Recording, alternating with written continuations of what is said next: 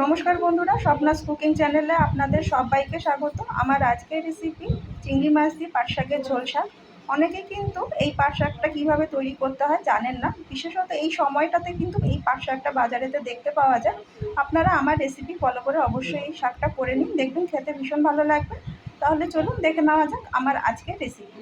পাট শাকের ডাঁটিগুলো কিন্তু বাদ দিয়ে দিতে হবে, শুধুমাত্র পাতাগুলো নিয়ে নিয়েছি। এবার এই পাতাগুলো কুচিয়ে নিচ্ছি।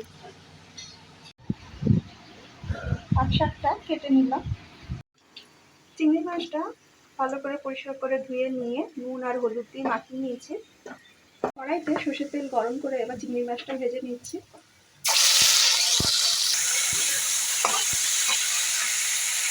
চিংড়ি মাছটা হালকা লালচে করে ভেজে নিলাম, এবার তুলে নিচ্ছি।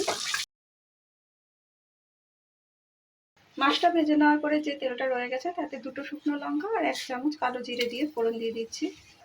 এরপরে অল্প কোচানো পেঁয়াজ, এখানে বড় সাইজের একটা পেঁয়াজ আছে, সেটা কুচিয়ে নিয়েছিল, সেটাকে দিয়ে দিলাম।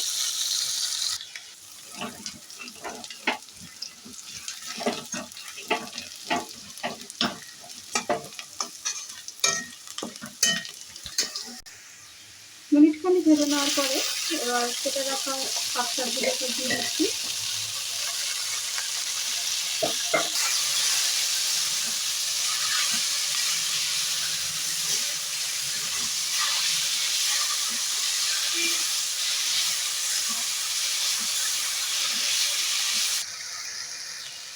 আমি 20 সেকেন্ড পর্যন্ত নাড়ি চাড়িয়ে নিয়ে শাকটাকে, তারপর 3-4টে কাঁচা লঙ্কা চিড়ে শাকেতে দিয়ে দিচ্ছি।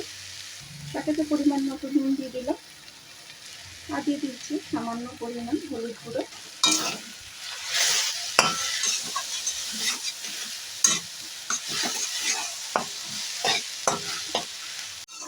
মিনিটখানিক নাড়ি চাড়িয়ে নেওয়ার পরে শাকটা কিন্তু বেশ নরম হয়, অল্প পরিমাণ হয়ে গেছে। এরপর দিয়ে দিচ্ছি পরিমাণ মতো জল।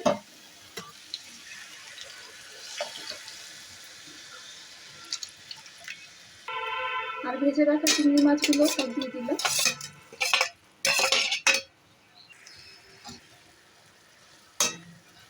এরপরে মিনিট 3 পর্যন্ত কড়াইটা একটু ঢাকনা দিয়ে ঢেকে দিচ্ছি, যাতে শাকটা পুরোপুরিভাবে নরম হয়ে যায়।